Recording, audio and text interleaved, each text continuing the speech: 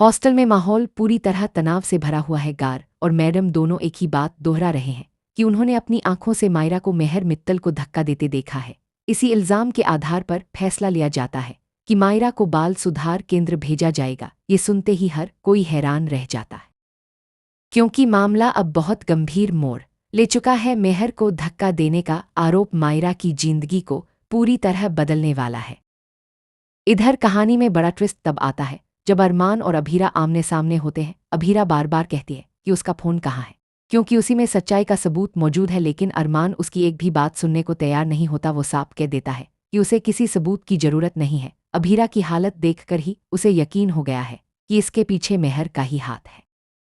तभी अभीरा एक बड़ा राज खोलती है। वो बताती है कि सिर्फ आज नहीं, बल्कि 8 साल पहले भी मेहर ने उनकी जिंदगी बर्बाद करने की कोशिश की थी। उस समय भी कोई उसकी बात पर विश्वास नहीं कर रहा था कि मेहर मुक्ति की जान लेना चाहती है, इसलिए उसने खुद रिस्क लेकर मुक्ति को बचाने का फैसला किया था। वो बताती है कि उस आग के पीछे भी मेहर ही थी। उसने जानबूझकर अरमान को वानी के पास भेजा था ताकि वो उसे बचा सके, क्योंकि अगर कोई और जाता तो मेहर उसे बहका लेती।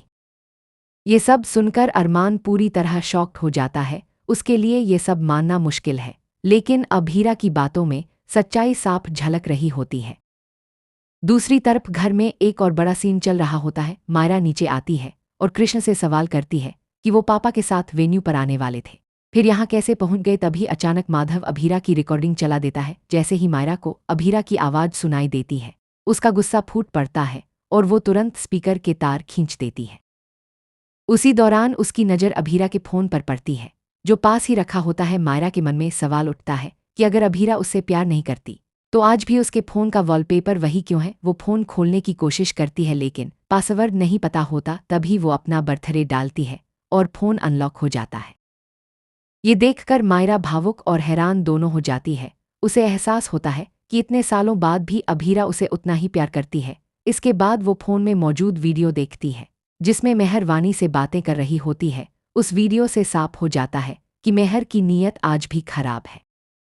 इतने में ही मेहर कॉल करती है, ये सोचकर कि फ़ोन अभीरा के पास है। वो बिना सोचे समझे सारा सच बोल देती है। वो कहती है कि बहुत जल्द मायरा उसे माँ कहेगी और अरमान भी उसका हो जाएगा। फ़ोन गिर जाता है, लेकिन मायरा हर एक बात सुन लेती है।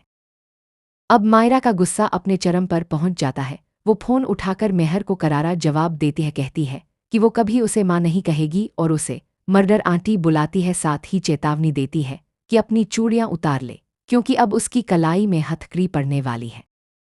दूसरी तरफ अभीरा अरमान से डरते हुए कहती है कि अगर मेहर को इस बात का अंदाजा हो गया तो वो वानी को नुकसान पहुंचा सकती है। वो किसी भी हद तक जा सकती है, सिर्फ बदला लेने के लिए। उसी समय शादी का माहौल चल रहा होता है। घर में ढोलनगाड़े बज रहे होते हैं, लेकिन अरमान एक बड़ा फैसला लेता है। वो साफ मना कर देता है शादी के लिए और कहता है कि वो मायरा के साथ खड़ा रहेगा। अब मायरा को अपनी गलती का एहसास होता है कि उसने गुस्से में आकर कुछ बातें जल्दी बोल दी, लेकिन अब वक्त कम है। बिना एक पल गंवाए वो तुरंत वहां से निकल पड़ती है। उसका सिर्फ एक ही मकसद है, किसी भी हालत में मुक्ति को बचाना। कहानी अब एक ऐसे मोड़ पर आ चुकी है जहां हर कदम पर खतरा है, और आगे क्या होगा ये जानने के लिए हर कोई बेसब्र है।